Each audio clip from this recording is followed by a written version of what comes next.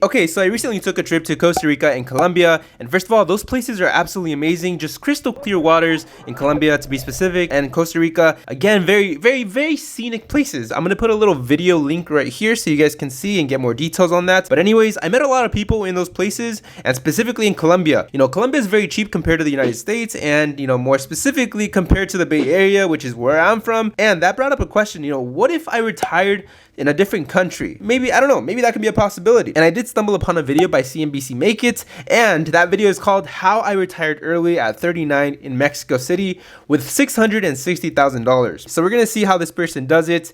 And with that said, let's get right into it.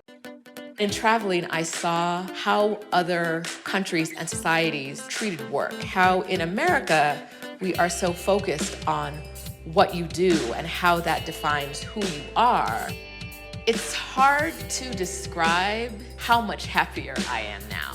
Now, I intentionally build a life that I love.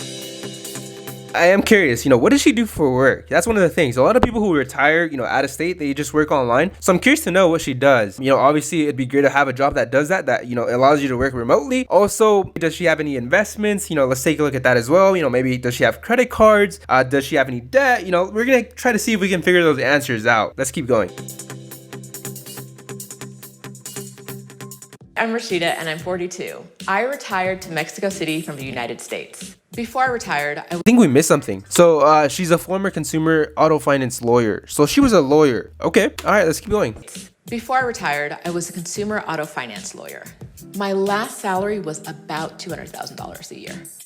I grew up middle class with parents. $200,000. I wonder what does it say where she lived, like where she worked? It doesn't really say. $200,000. That's pretty good. That's really good. Being good at saving money came from years of being reckless with money. Before I went to law school, in that time, I was really check to check. After college was the first time where I really understood how expensive it is to be an adult.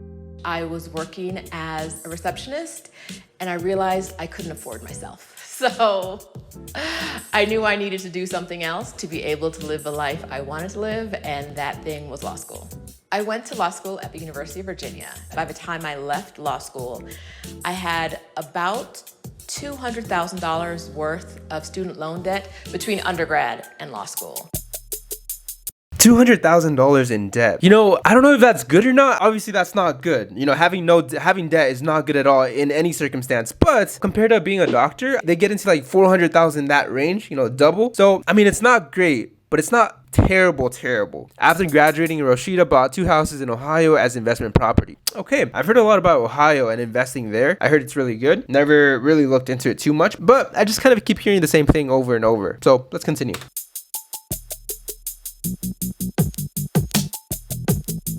I was talking to a friend who invested in real estate, and I realized that I could pick up houses pretty cheaply in Ohio. I purchased my investment property for $17,000 and sold it for around $75,000, and my own. Wow, $17,000 for a house? When did she buy this? I mean, if you compare that to the Bay Area, $17,000, that's gonna get you maybe a door. Like if you can, I mean, yeah, obviously I'm joking, but I mean, you can't get a house here for $17,000. I mean, unless she's talking about the down payment, which I don't know. I don't think so, because it says sold for $75,000, which is like over 5 times her return on investment, which is obviously really great. But I just wish I lived in Ohio. Home I purchased for $84,000 and sold for around $125,000. I gotta tell you, I hated flipping houses. And that's when I learned that what might work really well for another person from a financial perspective isn't gonna work for everybody. The investing strategy that's worked best for me has simply been investing in mutual funds.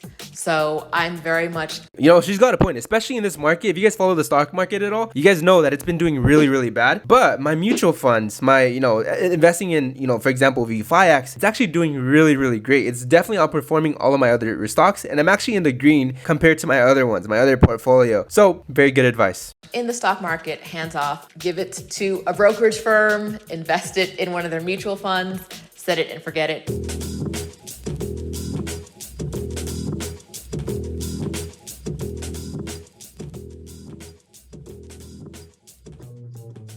So after I was laid off in 2009, it really hit me how much debt kind of controlled me in that like I had to go to work, I had to find a job because I had to pay off this debt. And so when I got another job, my main focus with my money became paying off my debt. What I did was I really stayed focused. I paid one thing at a time, stayed focused on it, and I didn't get distracted by shiny things. As I earned more money, I just put it all towards my debt. I lived what you might describe as a fire lifestyle. You know what? No, first of all, I love your story. I mean, she graduated, right? And then she was a receptionist for a couple years, I think she said. And then she was laid off. And obviously she had a lot of debt, over $200,000, I believe. And she said her income at the beginning was $200,000. So, there's going to be a come up story real soon. Once I got in the habit of squirreling money away towards my debt and like pushing it aside, then I just got in the habit of like pushing that same amount of money aside every month. And as my income grew, I just pushed a larger amount of money to the side. So at first it was to my debts, and then it was towards, when there was no debt left, it went to my investments.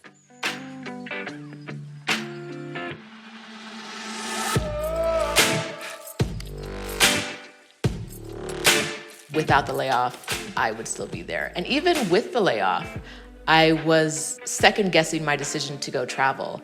I don't think I would have gone to take a career break if I didn't have the therapist I did. She was like, if you don't go now, you're never gonna go. I traveled to Hey, she went to Colombia. Guys, if you guys haven't traveled, I would 1000% recommend it. You're gonna meet people from all over the world, not just the country you're going to, because people travel alone all the time. Yeah, I recommend it. I'm not gonna keep babbling on about it. Cities in I think 23 countries in my 1 year of my career break. But in that time, I came to Mexico City, I think 3 times in that year. It was the only city that I repeated. And I just really loved how I felt when I was here. I loved the energy of the city. Mexico City might have to be the next destination for me. I don't know. I mean, obviously I've been to Mexico. My parents are Mexican, actually. It was a long time ago. I haven't been since, and I don't know if I want to return. Maybe I will. Maybe that'll be the next destination. We'll see. My plan after my career break was to go right back and find a job.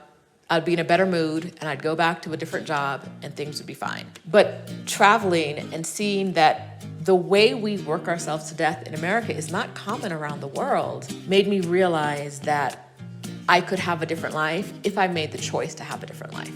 I always say that I accidentally retired. I paid off all my debt, I saved money, and then when I realized I didn't want to work again, I did the math. I looked at my investments and I had about $500,000 saved and invested. And I knew I was going to get another like 150 in stocks from a company I used to work for. I knew I had about 660,000 because I knew I didn't want to go back to work. That was enough. It was enough for me to live comfortably in Mexico City or another country for a while. If I was in the US, would I have decided that was enough?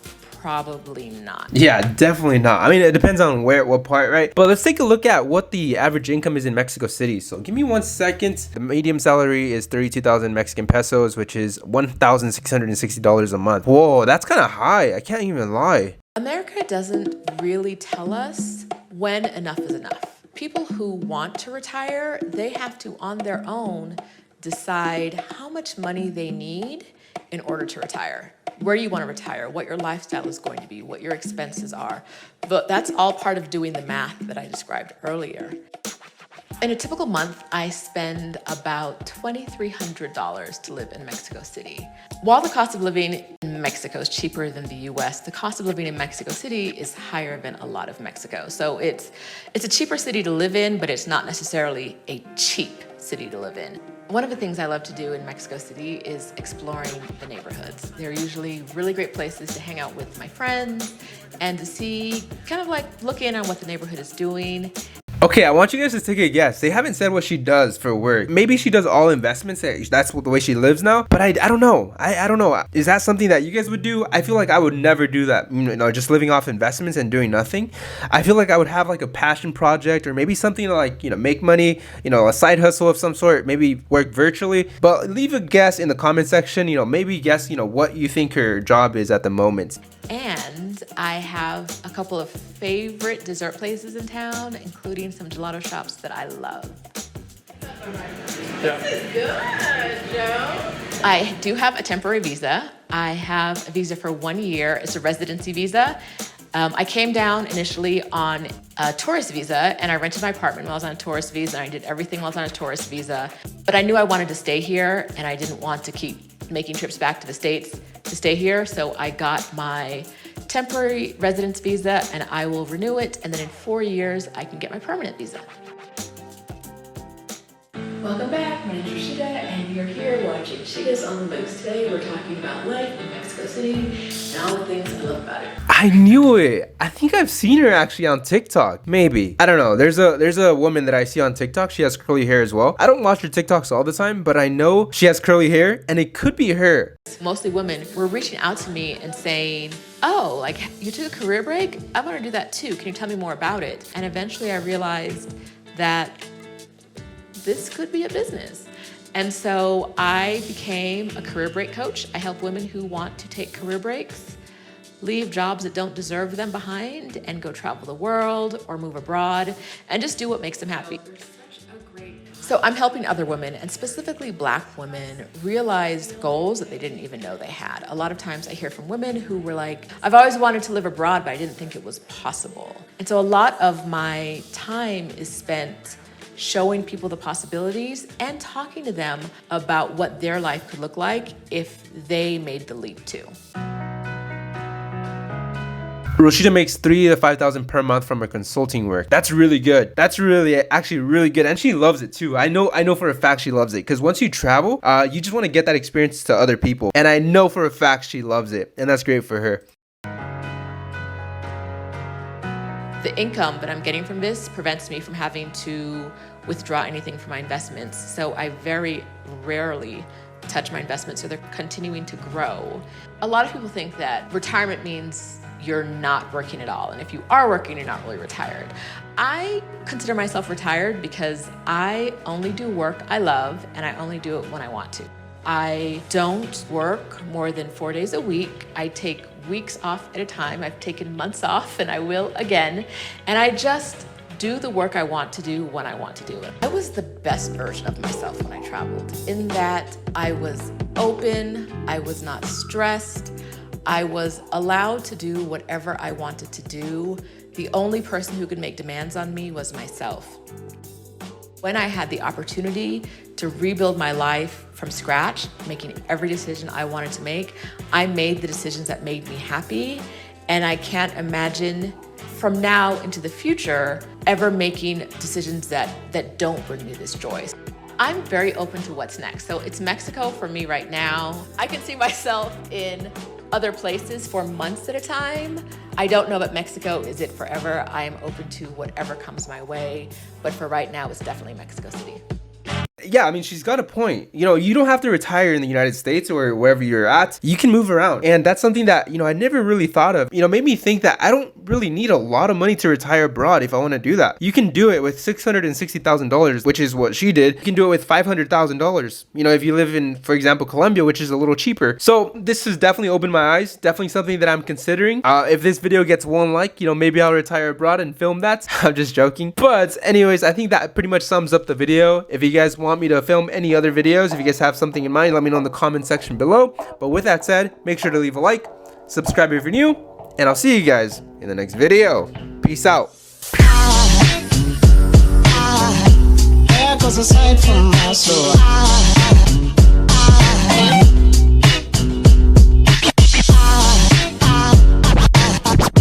There goes a sight, there goes a sight. Now there goes a sight from my soul. There goes a sight from my soul.